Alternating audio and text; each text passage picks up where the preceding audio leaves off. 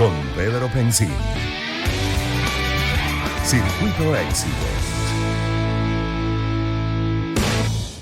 5:39, seguimos aquí en el Circuito Éxitos, en vivo y directo desde, en la estación del Servicio Central aquí en Caracas, transmitiendo para todo el país: Caracas, Maracay, Puerto La Cruz, Puerto Ordaz, Barquisimeto, El Vigía, Mérida, Táchira, Margarita, Maracaibo y Maturín.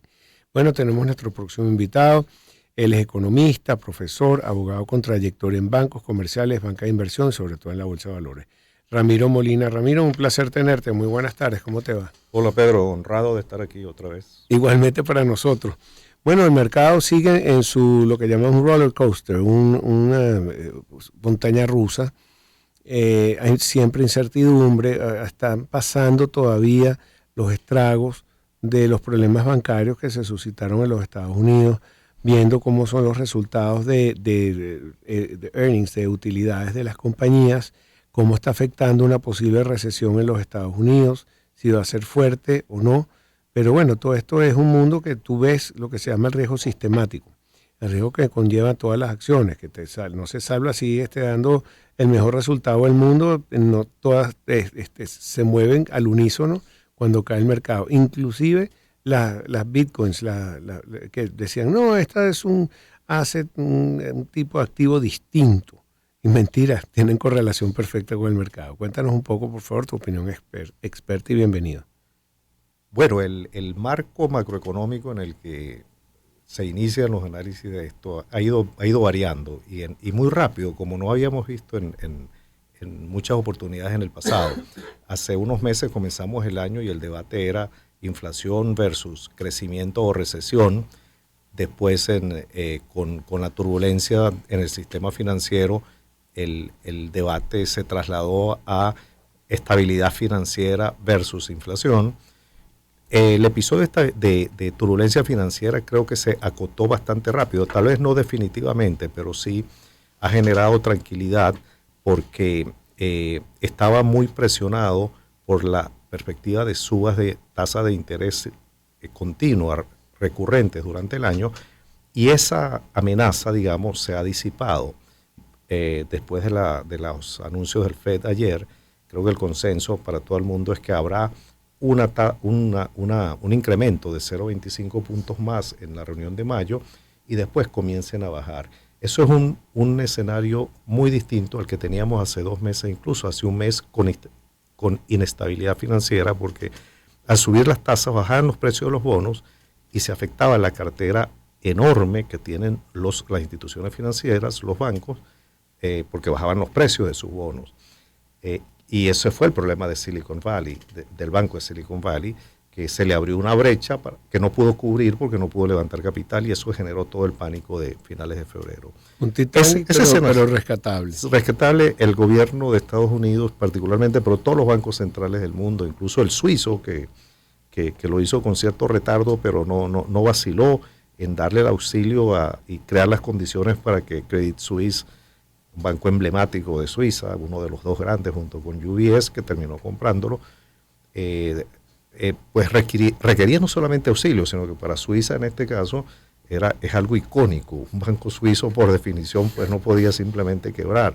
Entonces, pero esas señales, esa acción decidida. Pero acuérdate que los árabes decidieron no invertir más. Claro, y eso generó un coletazo, porque recordemos que Credit Suisse tiene ya varios años con distintos golpes reputacionales y financieros que le han ido afectando, y creo que pero el punto es que lo resolvieron relativamente rápido y creo que bien, en el sentido de que disiparon las preocupaciones de que podría generarse un contagio de crisis financiera que tomara dimensiones que luego nadie pueda controlar, como sucedió en el 2008, ¿no?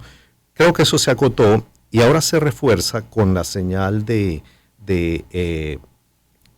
menores, más pequeñas y menos incrementos de tasa de interés en lo que resta del año. Y eso es lo que ha descontado el mercado, y eso beneficia mucho a las acciones tecnológicas que en su momento fueron sumamente afectadas el año pasado, porque el escenario era el contrario, van a seguir subiendo las tasas de interés. Ahora el escenario se está llegando al tope de los incrementos y comenzarán a partir de agosto a disminuir. Y eso hizo, por ejemplo, que que el Nasdaq, el índice tecnológico por naturaleza, o el sector tecnología dentro de los indicadores de Bloomberg, haya subido sustancialmente, inesperadamente. Bueno, es el líder, 20% en lo que va de año con la suba de hoy. Y el Nasdaq concentrado en algunas empresas que venían de unos golpes muy fuertes el año pasado. Pero no es casual. Entonces, si el escenario es que las tasas de interés no van a seguir subiendo en la magnitud ni con la frecuencia que se esperaba, esas son buenas noticias para estas compañías, buenas noticias para los bancos, porque su cartera de inversiones en renta fija, en bonos, no va a reproducir escenas episodios como los de Silicon Valley. Claro, pero fíjate que lo importante de Silicon Valley es que la gente sepa que es un banco que nace para los emprendedores jóvenes que están metidos en inteligencia artificial, en todos los emprendimientos también de Bitcoin y una cantidad de cosas, y se quedaron como con la alfombra por fuera. Tuvieron pánico porque en verdad empezaron a retirar todo el dinero y fue una corrida, como lo que nosotros conocemos, ¿no? Claro, pero en su balance el problema financiero mayor era en la brecha que se le abrió en el valor de sus inversiones en renta fija, que eran cuantiosas porque no era un banco que daba crédito, era un banco transaccional y de depósito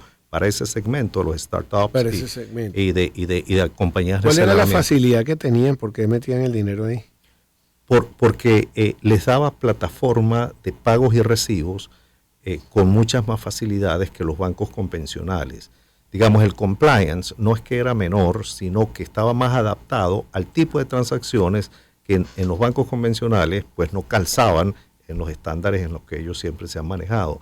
Y además, cuando un banco convencional le cuesta abrir una cuenta y darle facilidades transaccionales a una empresa sin historia financiera, sin músculos, con gobiernos corporativos todavía en formación, y este banco pues estaba diseñado para eso. ¿Va a sobrevivir? Y por eso, bueno, yo creo que ya lo auxiliaron, ¿no? Y lo importante es que independientemente de que sobreviva bajo otra estructura corporativa, el sistema no se afecte, y eso es el objetivo, lo logró el Fed y el Departamento y el Tesoro al darles auxilios financieros totales. Esto es un precedente importante en la historia de las finanzas internacionales porque prácticamente hizo inútil el seguro de los depósitos, porque les aseguró y se convirtió en darle seguro de depósito a todo el mundo y gratis, incluso a los que no pagan los seguros de los depósitos, que recuerda que se limitaban a $250,000.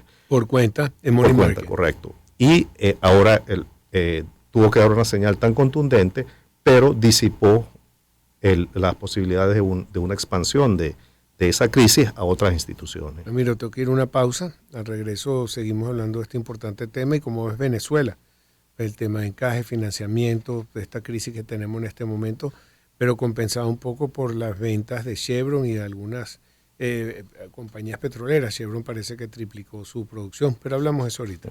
Gracias. Es Ramiro Molina, que está con nosotros, economista, profesor. Vamos entonces a un momento publicitario. Una oportunidad para empezar. 2023. Circuito Éxitos. Caracas, Maracay, Puerto La Cruz, Puerto Ordaz. Barquisimeto, El Vigía, Mérida, Táchira. Margarita, Maracaibo, Maturín. Circuito Éxitos. Encontremos más motivos para compartir. Sonidos. En primera fila.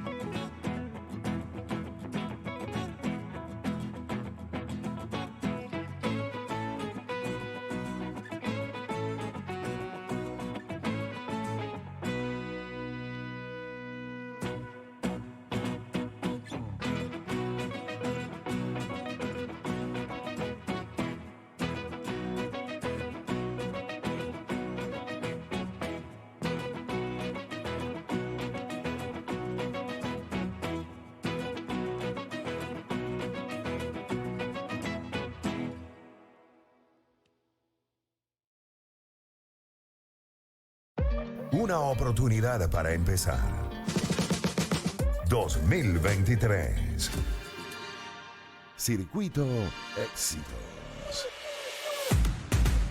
Caracas, Maracay, Puerto La Cruz, Puerto Ordaz. Barquisimeto, El Vigía, Mérida, Táchira. Margarita, Maracaibo, Maturín. Circuito Éxitos. Encontremos más motivos para compartir. Sonidos. En primera fila.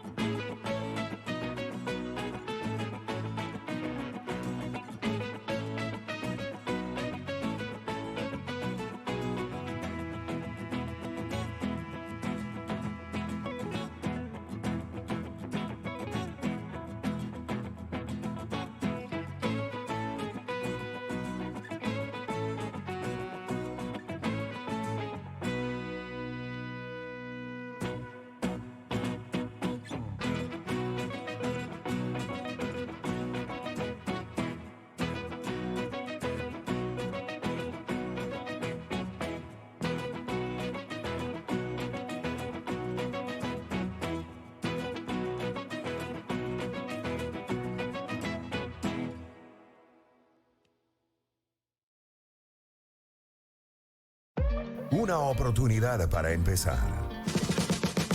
2023.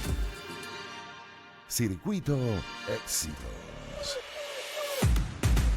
Caracas, Maracay, Puerto La Cruz, Puerto Ordaz. Barquisimeto, El Vigía, Mérida, Táchira. Margarita, Maracaibo, Maturín. Circuito Éxitos. Encontremos más motivos para compartir.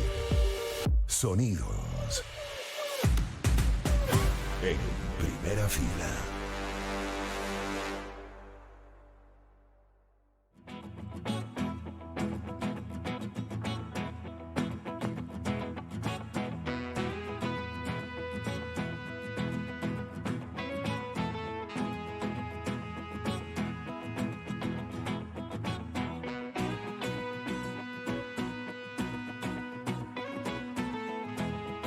Invitado Ramiro Molina. Ramiro, ¿cómo ves la situación venezolana? Es muy complicado nuestro escenario siempre, queremos financiamiento, a punto de lograrlo, viene toda esta crisis aquí con PDVSA, sin embargo Chevron dice que de 30.000 barriles subió a 100.000. ¿Cómo ves esta situación? Con todas sus complejidades que conocemos y con unas nuevas, pero creo que particularmente este año pasamos el ojo del huracán. Ya el ojo del huracán fue una especie de tormenta perfecta donde confluyeron problemas internos de PDVSA que no solamente tenían que ver con producción, sino con cobranzas y luego con la monetización de esas cobranzas. Y eso generó una insuficiencia o interrumpió el flujo de dólares que PDVSA a través de Banco Central suministraba a la banca para que la banca pues distribuyera entre clientes y le diera oxígeno transaccional a todos los medios de pago y nuestra economía se estaba adaptando a eso con cierta estabilidad. Cuando eso se interrumpe por los problemas que ya conocemos de las cobranzas de PDVSA, y vienen todas estas medidas y reacciones que hemos visto desde diciembre, desde el primer cambio de autoridades en PDVSA y luego hasta el Ministerio de Petróleo, pareciera que eso pasó, por lo menos en cuanto a las filtraciones que interrumpieron ese flujo de divisas. Es decir, no deberíamos esperar eso hacia adelante y ya estamos viendo, ya vamos a 2 meses de estabilidad cambiaria. Además de toda la gran volatilidad y toda la incertidumbre y el desasosiego que se generó en noviembre, diciembre y enero, desde mediados de febrero vemos una estabilidad cambiaria que ha hecho, por ejemplo, que también se atenúen las perspectivas de un encrudecimiento de la inflación. Había analistas que al principio de año pronosticaban que estábamos de vuelta a la hiperinflación. La inflación de marzo, con la medición más conservadora, que es la de la OBF, habla de un 4,5%, que es una tasa que no veíamos en casi 2 años, la tasa mensual. Eso creo que está generando esa estabilidad cambiaria y el control inflacionario, más la restitución de los flujos de PDVSA, en parte no solamente por el incremento de la producción y ventas de Chevron, sino también porque, como decía antes, se taparon una serie de huecos que tenía el circuito de dólares y que han generado una mayor certeza sobre con cuánto contamos y cuánto se puede contar. Es decir, se han reducido las incertidumbres, eso genera un ambiente de expectativas que debería ayudar a retomar algo de la senda de crecimiento que traíamos desde el primer semestre del año pasado y el tercer trimestre.